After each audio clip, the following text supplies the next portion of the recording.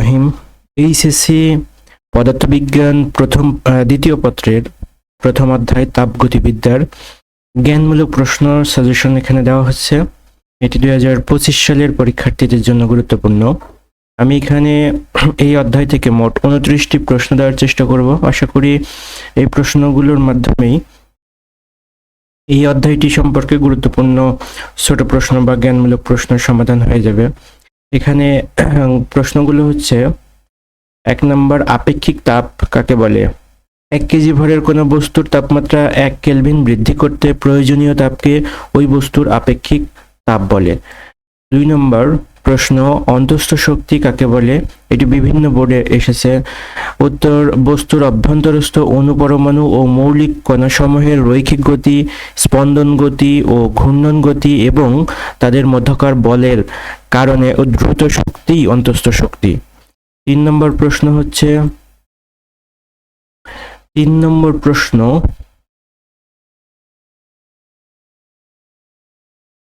তাপগতিবিদ্যার প্রথম সূত্রটি বিবৃতি করো।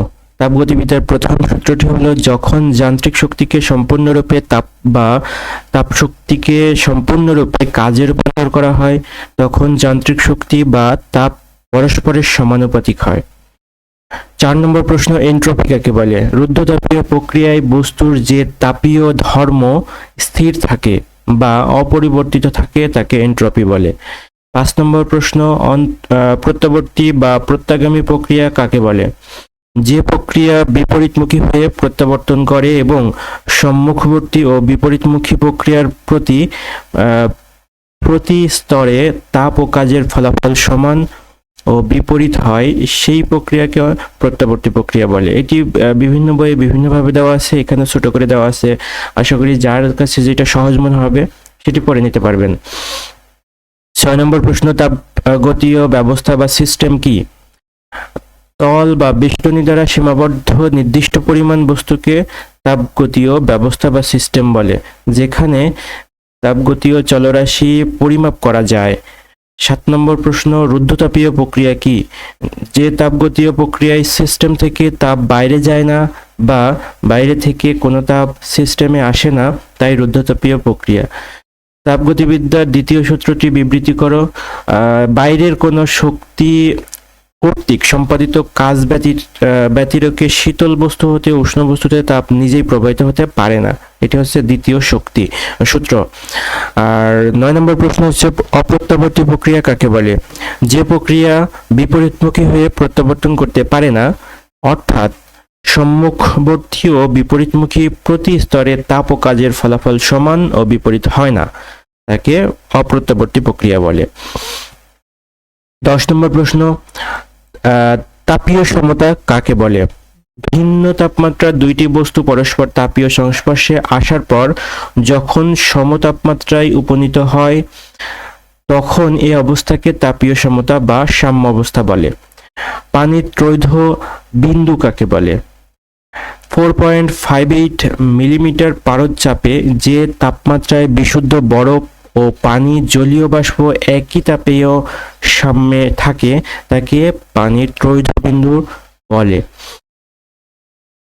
সমষ্ণ প্রক্রিয়া কাকে বলে? যে পরিবর্তনে গ্যাসের তাপমাত্রা সর্বত্র ধ্রুব থাকে, তাকে সমষ্ণ পরিবর্তন বলে। স্থির তাপমাত্রায় যদি কোনো গ্যাসকে প্রসারিত বা সংকুচিত করা হয়, তবে সেই পরিবর্তনকে সমষ্ণ প্রসারণ বা সমষ্ণ সংকোচন এবং এ পরিবর্তনের ফলে সমষ্ণ প্রক্রিয়া বলে। 13 নম্বর প্রশ্ন, তাপগতিবিদ্যার শূন্য সূত্র বিবৃতি করো। দুইটি বস্তুর যদি তৃতীয় কোনো বস্তু এর সাথে পৃথকভাবে তাপীয় সাম্যে থাকে, তবে প্রথমোক্ত বস্তু দুটি পরস্পরের সাথে তাপীয় সাম্যে থাকবে। 14 নম্বর প্রশ্ন হচ্ছে, থার্মোমিটার কাকে বলে? যে যন্ত্রের সাহায্যে কোনো বস্তুর তাপমাত্রা সঠিকভাবে পরিমাপ করা যায় এবং বিভিন্ন বস্তুর তাপমাত্রা পার্থক্য নির্ণয় করা যায়, তাকে থার্মোমিটার বলে। 15 নম্বর প্রশ্ন, রেফ্রিজারেটর কাকে বলে? যে যন্ত্র যান্ত্রিক কাজ সম্পন্ন করে নিম্ন তাপমাত্রার উৎস থেকে তাপ অপসারণ করে উচ্চ তাপমাত্রার আধারে বর্জন করে, তাকে রেফ্রিজারেটর বলে। 16 নম্বর প্রশ্ন, কার্যকৃত সহক কাকে বলে? রেফ্রিজারেটর হতে অপসারিত তাপ ও কম্প্রেসর কর্তৃক সরবরাহকৃত যান্ত্রিক কাজের অনুপাতকে কার্যবৃত্ত সহক বলে। 17 নম্বর প্রশ্ন, ইঞ্জিনের দক্ষতা কাকে বলে?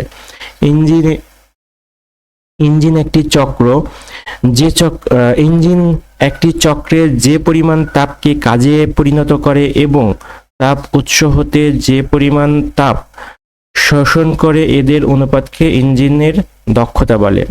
এন্ট্রপি কাকে বলে? রুদ্ধতাপীয় প্রক্রিয়ায় বস্তুর যে তাপীয় ধর্ম স্থির থাকে তাকে এন্ট্রপি বলে। এখানে আমি 18টি প্রশ্ন দিয়ে রাখছি, পরবর্তী কোনো ভিডিওতে বাকি যেই প্রশ্নগুলো রয়েছে এই অধ্যায়ের জ্ঞানমূলক প্রশ্ন, সেই প্রশ্নগুলো দেওয়ার চেষ্টা করব। ধন্যবাদ সবাইকে। আর কারো পিডিএফ প্রয়োজন হইলে বা সাজেশন প্রয়োজন হইলে অবশ্যই কমেন্ট করবেন বা মেসেজ করে জানাবেন। ধন্যবাদ সবাইকে। আসসালামু আলাইকুম।